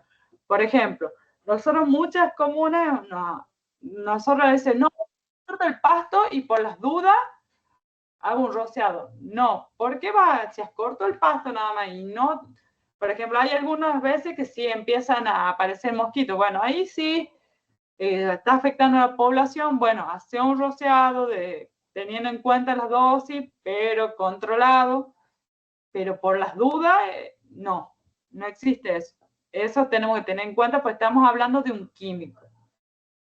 Y recién en la etapa de contención, ahí se hace lo que es el rociado espacial, que es lo que ya ustedes todos alguna vez le debe haber pasado en sus barrios, que pase la máquina tirando humo, que a todo el mundo le gusta, pero es la menos eficiente. Tiene una eficiencia de un 30%, o sea, si yo tengo 100 mosquitos, voy a matar al 30 con suerte. Si he hecho rociado en el horario correcto, en las condiciones correctas, con la dosificación correcta, o sea, es muy poco eficiente, y se lo hace ya en periodos de contención, como llamamos nosotros, cuando ya tenemos un brote muy grande. Siguiente. ¿Qué es lo que tenemos que tener en cuenta? Por ejemplo, ahí les he puesto varios ejemplitos. Acá abajo, no sé si llegan a verla. Recién veo el logo viejo del ministerio. Ese es el tamaño del huevo. O sea, ahí tenemos una reglita, y ese es el tamañito del huevo de Aedes aegypti. O sea, es imperceptible. O sea, realmente puede estar en cualquier lugar y desarrollarse en cualquier lugar este mosquito. Acá a mano derecha, izquierda, perdón, arriba, no sé si logran ver, eso es un dispenser de agua. Ahí se ve eso que ven así, esas manchitas negras, son pupas de Aedes aegypti. O sea, necesitan una nada de agua, o sea, necesitan muy poquita agua. Otra de las cuestiones que nosotros siempre hablamos, el tema de las plantas acuáticas. La gente muchas veces nos ha pasado de entrar al domicilio y dice, no, está impecable mi casa. No es cuestión de muchas situaciones de suciedad, sino de, a ver, me gustó esta plantita acuática, la dejo acá, y no se dan cuenta que dice, yo siempre he visto esos gusanitos, pero no sabía qué era. Es la no asociación, volvemos, entre el mosquito que vuela y el ciclo biológico del mosquito. Eso tenemos que tener en cuenta, que la población entiende eso y nosotros mismos también tenerlo en cuenta a la hora de las recomendaciones que hacemos. Hay un montón de situaciones, estas son algunos ejemplos que por ahí no los tenemos en cuenta, los resumideros, las canaletas, las macetas. Hay gente que le encanta tener planta y tiene llena la casa con estos platitos para evitar que el agua vaya al piso. Ese platito tenemos que darlo vuelta y limpiarlo, cepillarlo. Nosotros hemos encontrado, aunque no crean, en los picos que ponen en las tapias para que no entren los ladrones, las botellas cortadas que hace como un huequito, ahí se desarrolla el mosquito. En muchas cosas me he encontrado, mira, hay agua ahí, miremos por las dudas, y había larvas que uno no se lo imagina. O sea, son cosas así como que ves si realmente el mosquito está adaptado a situaciones extremas y eso por ahí no lo tenemos muy en cuenta nosotros a la hora de pensar en Aedes. Siguiente. Ahí alguien creo que estaba. Y algo que nosotros tenemos que tener en cuenta, en muchas situaciones nos pasa a nosotros, las diferencias entre hacer una acción de control focal o un bloqueo. Una acción de control focal es esto. Busco los recipientes, busco el descacharreo, busco eliminar todo el posible criadero, pero no aplico el químico. Eso es para una etapa de prevención. En cambio, cuando yo voy a hacer un bloqueo, que es como mucho más intensa la actividad, ¿por qué? Porque yo ya tengo un caso sospechoso. Ante la sospecha yo ya actúo. Digamos, en el cambio en el focal solamente voy a actuar como prevención. En cambio, lo que es la acción de bloqueo ya sumo. A ese bloqueo sumo el descacharreo, sumo la parte química y sumo sobre todo en ambas tengo que tener en cuenta lo que es la educación hacia el vecino. Mostrarle siempre al vecino dónde encontrar el recipiente o dónde encontrar el mosquito, dónde lo voy a encontrar. Y que tengamos en cuenta si el orden de su casa es fundamental para las acciones. Muchas veces nos pasa a nosotros que vamos 1, 2, 3, 4 veces a la misma casa y son las mismas condiciones. Pero la efectividad de lo que es el control focal, el control de criadero, es mucho mayor que hacer una acción química. La próxima. Pásala. Bueno, y ahí, no, la anterior. Exactamente, eso. Yo ahí quiero que el que pueda hablar, que abran un poquito los micrófonos, que a ver si, mamá se prueba, a ver si me han entendido de qué hablo. ¿Qué pasa si yo voy y fumigo en estas situaciones? ¿Alguno me puede contestar? Si están todavía despiertos, se lo agarró cansado. Hay varias manitos levantadas, no sé si era para mí o era... Sí, han levantado las manitos, les pido por favor que bajen las manitos, que las desactiven porque era el momento que yo he hecho una pregunta Ah, bien. y a ver si alguien se anima a contestar. Ahí, Aone, abrí micrófono, por favor. ¿Quién es? ¿Alguien se anima? Sí Porque la saben, los agentes sanitarios los re saben, no los hay alguien contesta. agentes son los primeros que saben todo esto. O sea, yo por eso preguntaba si había otro público, porque los agentes llevan años trabajando con eso y lo hacen muy bien. La anterior. Bueno, no se ve. A ver acá. ¿Alguno? Se procede al descacharreo, se procede en esa circunstancia, me parece, no al llegar a la fumigación. Bien. ¿Y por qué, digamos, qué pasa si yo fumigo ahí y me voy? Voy, fumigo, chao, me voy. Listo, ya terminé mi trabajo. Y siguen habiendo los recipientes, o sea, siguen habiendo potenciales criaderos, me parece, no se elimina de raíz con la fumigación. Perfecto. Exactamente lo que está diciendo la compañera acá. ¿Qué pasa? Yo voy, fumigo acá en esta zona y me voy. Yo cuando hago un rociado, tengo la probabilidad de entre un 50% de los individuos adultos voladores, porque yo no sé si ustedes saben, nosotros lo que usamos es un DOMI sanitario, se llama. Es un producto que está probado para ser utilizado en salud pública. No se puede usar cualquier producto. Este es un producto de banda verde que está aprobado y que permite que nosotros podamos aplicarlo de manera controlada. ¿Qué tenemos que tener en cuenta?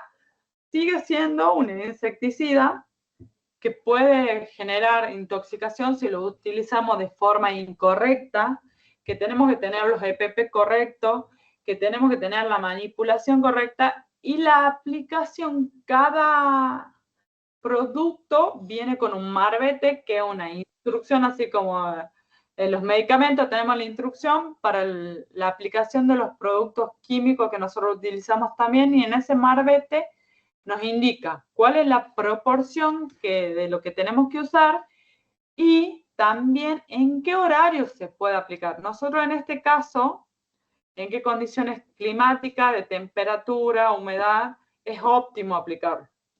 ¿Qué es lo que nosotros tenemos que tener en cuenta? El ciclo biológico. Aedes aegypti vuela hasta una cierta altura y también su actividad es en un horario determinado, al amanecer y al atardecer. Tiene su máxima actividad. Nosotros tenemos que hacer la aplicación en esos horarios. Primera variable que tenemos que tener en cuenta.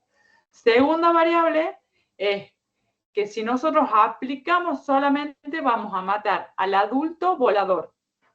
Los productos, salvo que usemos un larvicida específico, no lo matan. Como ha dicho acá la compañera, yo voy a rociar la efectividad, voy a matar menos del 50% de los adultos, por lo tanto, el otro 50% va a seguir con vida, por lo tanto voy a seguir en un área de riesgo.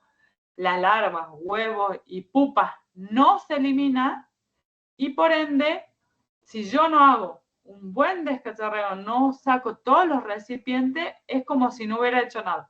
Realmente esa es la acción.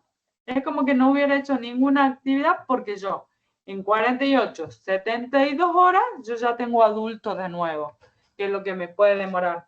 Nosotros este año ya venimos hace rato haciendo un seguimiento de lo que es el desarrollo de Aedes aegypti, venimos haciendo ensayos para ver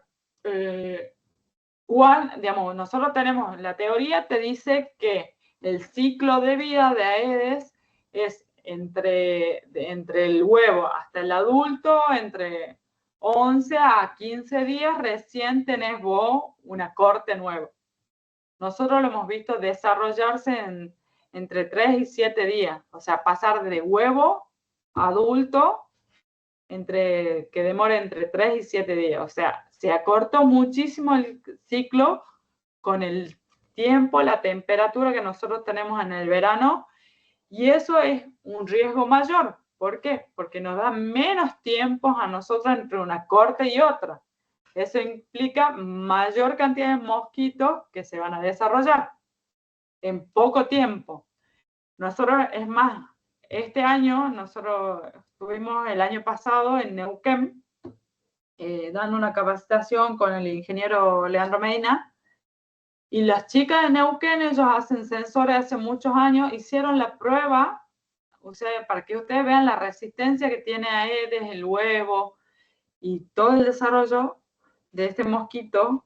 Hicieron la prueba de poner los huevos afuera en una ventana en invierno en Neuquén, que el año pasado tuvieron menos 10 grados, y lo pusieron después a emerger. Ya en el verano pusieron jaulita, las condiciones óptimas para que y el mosquito ha emergido. O sea, estaban aguantando el huevo una temperatura menor a 10 grados. O sea, la adaptación que está teniendo esta especie es increíble. Ya la habíamos visto que se empezó a desarrollar en altura, que antes no lo hacía. Habíamos visto con temperaturas extremas. Bueno, ahora está bajando la temperatura es más, en Neuquén, Río Negro, en lugares que antes no había, ahora está. Así que realmente tiene que ser para que nosotros no sigamos teniendo estos brotes epidémicos, para que nosotros realmente no sea tan grave cada brote de dengue. Sí o sí tenemos que apuntar a lo que es los criaderos, lo que es los ambientes en los cuales se desarrolla el mosquito, porque realmente se está adaptando cada vez a lugares con menor cantidad de agua, ya se está desarrollando temperaturas más extremas y el ciclo está totalmente acortado. Eso es por un lado. Y lo otro, digamos, y ahora pasa a lo siguiente, los últimos los libero porque ya deben estar con hambre. ¿Cómo comunicamos nosotros también como personal de salud a la población? Nosotros por ahí tenemos que tener bien en cuenta lo que hablábamos antes, de cómo es el mosquito. No les pido que le den una clase de biología al paciente que viene mal, pero sí que tengan en cuenta que el mosquito puede estar dentro y afuera de la casa. Por lo tanto, yo estoy con sospecha de dengue o estoy con dengue, uso el repelente. Uso el Boal en la cuna de los niños que no le puedo poner repelente. Uso el espiral, volvamos a la espiral, que si bien, digamos, mata a los mosquitos, pero es una forma también que nosotros tengamos por lo menos libre de mosquitos adentro de la casa. Esas son recomendaciones que sí le podemos dar a la población. El tema de la fumigación, tratemos de explicarles, sí es importante fumigar, pero también los recipientes, como un comentario, como una charla, no como una obligación, porque nosotros sabemos que es difícil tratar con el paciente que está enfermo. Lo hemos visto en operativo de tener que buscar un médico, necesitamos ya un médico que venga acá, no le vamos a decir a la persona que venga a limpiar si sabemos que está enfermo. ¿Qué más? Las actividades, bueno, y la limitación de las actividades fuera de la casa cuando el paciente esté enfermo. Nos ha pasado un montón, tanto en este brote en Aguilares como en el brote de los años anteriores, de ir a buscar al paciente a la casa para hacer el control focal y el paciente estaba de paseo visitándolo, ya se había sentido mejor, se ha ido a visitarlo al otro barrio, al padre, a la madre, a la amiga, o estaba de paseo, no sé, en San Javier. Y eso también, ahí nosotros no tenemos llegada, no sabemos si se ha fumigado o no se ha fumigado, si hay mosquitos, si no hay mosquitos, y el paciente no se puso repelente, se fue a pasear, está con el virus, con la viremia alta, lo pica un mosquito y sigue propagando el brote. Esas por ahí son las cosas que hay que llegar digamos, a la población. Espera que acá hay una preguntita. Y ahí creo que esa es la última. Me parece sí. Bueno, perdonen, recién me doy cuenta que nunca cambié el logo del gobierno. Acá tenemos una pregunta si es eficaz el saumerio de citronela y es más eficaz la citronela. A ver, el tema de los repelentes. Nosotros tenemos que tener en cuenta dos cosas. Los repelentes atrás, no tengo ninguno acá. Bueno, atrás tienen escrito los DEP que tiene. O sea, es el compuesto químico que hace que, digamos, se repela, digamos, porque lo que nosotros usamos es repelente, o sea, evitar que el mosquito nos pique. ¿Cómo funciona el repelente? Nosotros liberamos dióxido de carbono. El mosquito tiene un sensor que le permite identificar a la presa por esa liberación del dióxido de carbono. ¿Qué pasa? Nosotros con el repelente enmascaramos ese dióxido de carbono. Los repelentes tienen distintos periodos de acción. Lo que yo recomendaría, digamos, para que sepas cuáles son los tiempos de duración, búscalo y de acuerdo a cada, digamos, o si no lo paso, yo después te lo paso, así le pasé a los chicos, no lo tengo ahora, pero no estoy en mi compu. Cada porcentaje de DEP te da un tiempo de duración. A ver, ¿cuándo va a variar? Por ejemplo, yo me pongo el repelente y me voy a hacer actividad física. Yo voy a transpirar y voy a liberar más dióxido de carbono. Obviamente el repelente que yo usé, que capaz que duraba, no sé, 12 horas la acción, ya en esa actividad, porque yo estoy transpirando, liberando agua, o sea, no va a cumplir esa función. Tengo que reforzar posterior a la actividad física el repelente.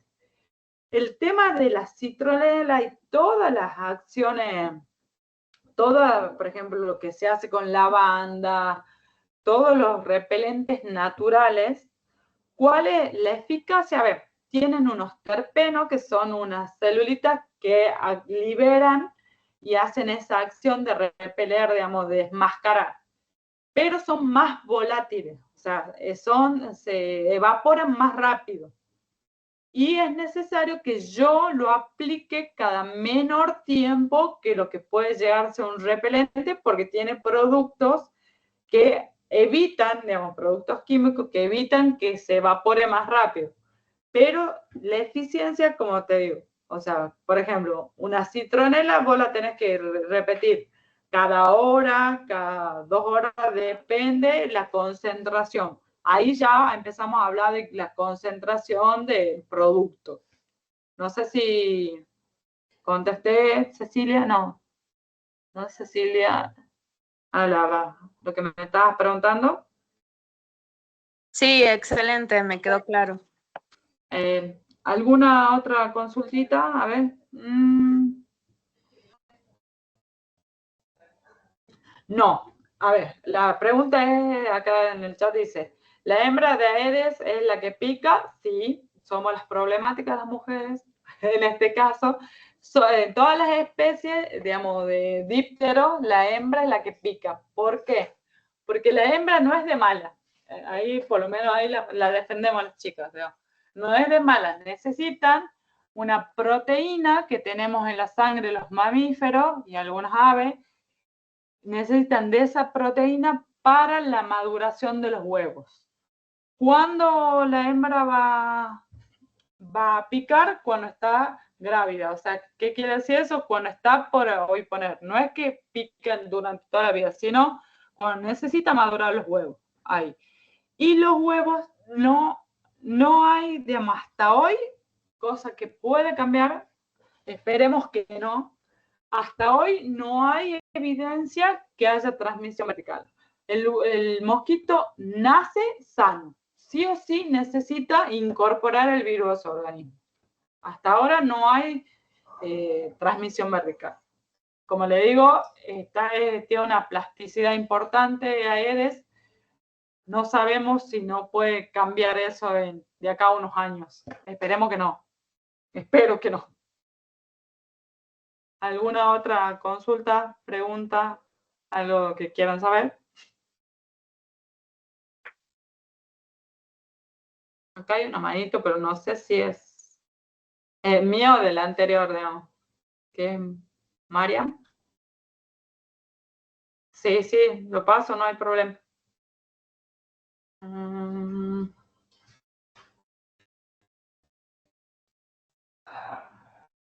Sí, no, hasta ahora no hay evidencia de que el huevo, digamos, lo están estudiando porque puede haber cambiado eso, pero hasta ahora no hay evidencia que el huevo esté,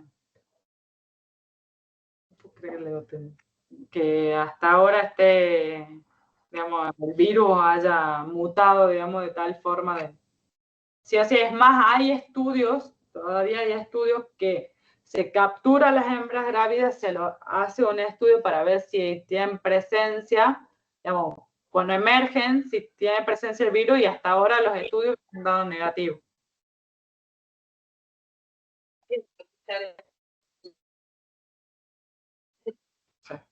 Yo no sé si alguna duda, consulta más.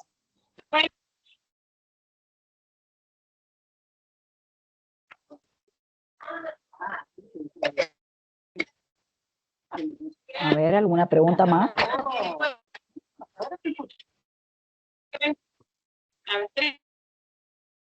Nadia. Nadia. Hola. Apágale un ratito los micrófonos y tengamos bien quién es el que quiere hacer una pregunta. Da.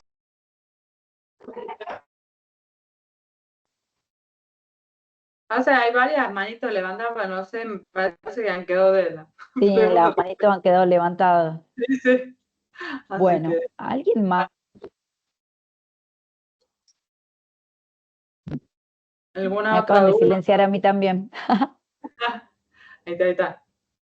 Bueno, ¿alguien que le quede alguna duda, alguna pregunta, algo que quieran contar? Acá la tenemos a la profesional de los AEDES, de los CULEX, de los anófeles. ¿Alguna consulta que tengan? Abran micrófono.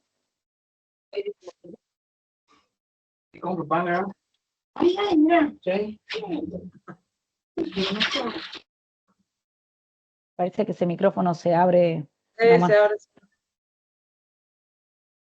Bueno,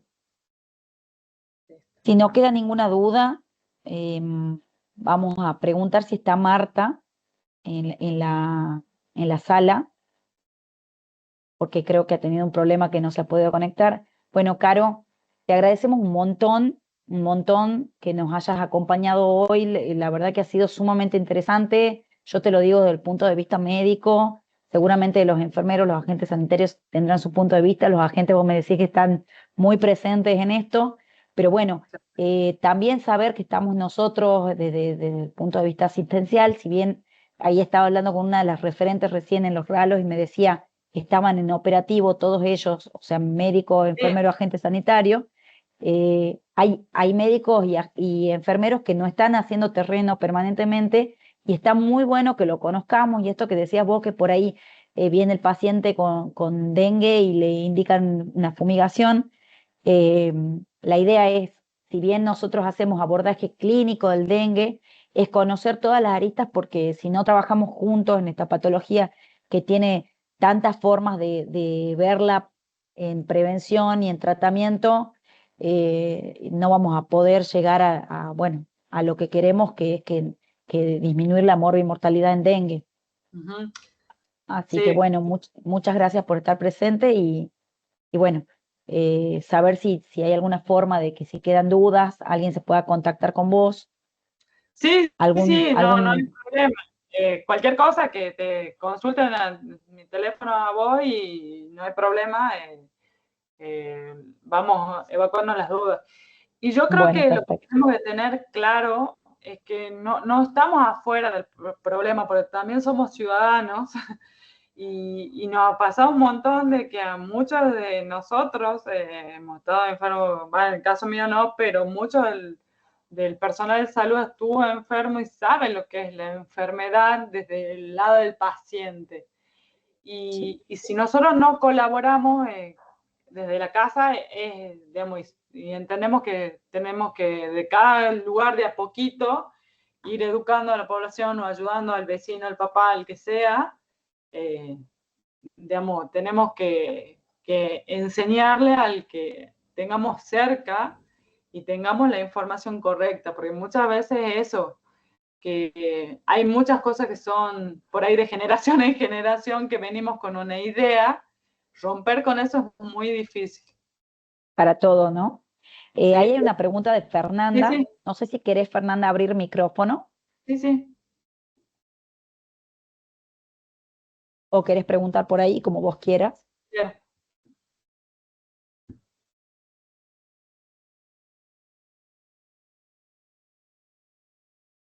No sé si... ¿Cuánto Ahí tiempo? pregunta.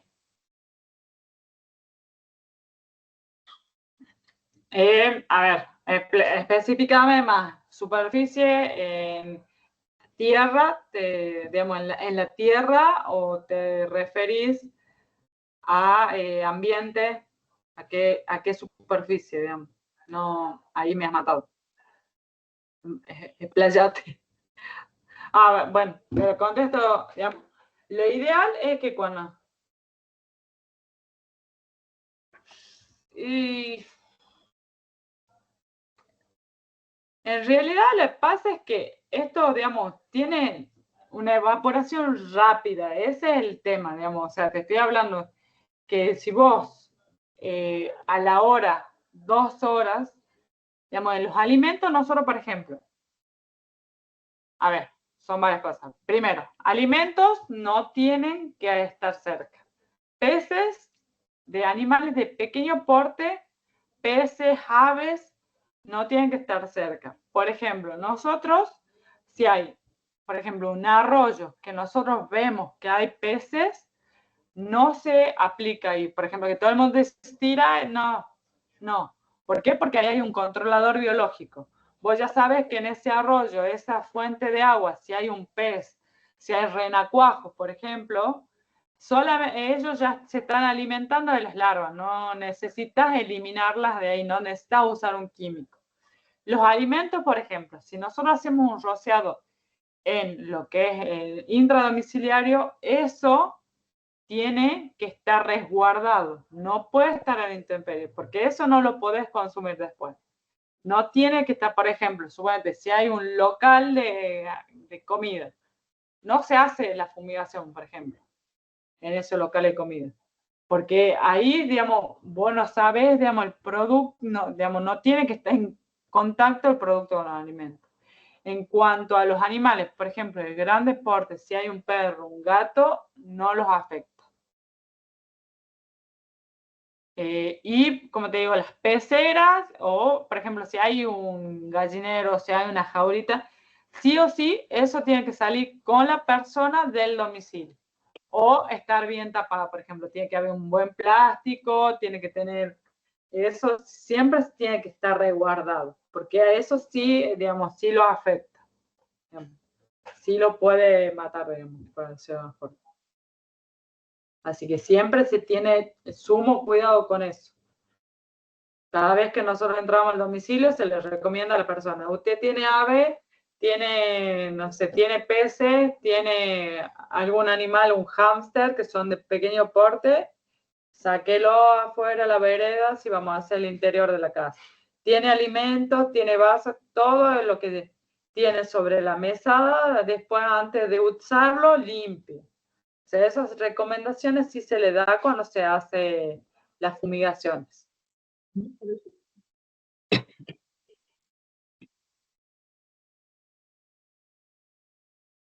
No entiendo la pregunta. Tengo miedo de fumigar con personas en cama, enfermas, no, eso no entiendo. ¿Puedes abrir el micrófono así me haga la pregunta completa?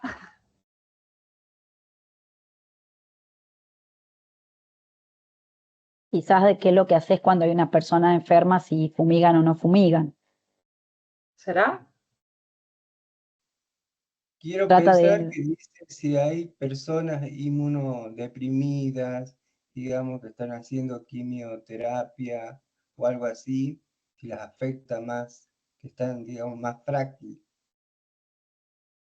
Claro, a ver, eso, digamos, en realidad, a ver, es un químico. Nosotros tenemos siempre las precauciones. A ver, si hay alguien que está, como usted dice, inmunocomprometido, todo eso, nosotros siempre tratamos de que esa persona no esté en el domicilio, no permanezca. Nosotros tenemos que tener en cuenta, por ejemplo, si nosotros fumigamos una casa, esa casa tiene que estar 2 horas cerrada sin que la persona, 1 hora como mínimo, pero por lo menos 1 hora que la persona no ingrese al domicilio.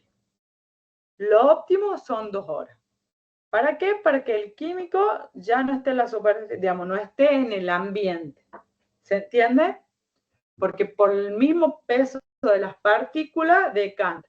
Posterior a eso hay que limpiar, como hacemos siempre que todos hemos fumigado alguna vez la casa de uno. Uno si fumiga la casa para cucaracha, por ejemplo, uno no se queda ahí.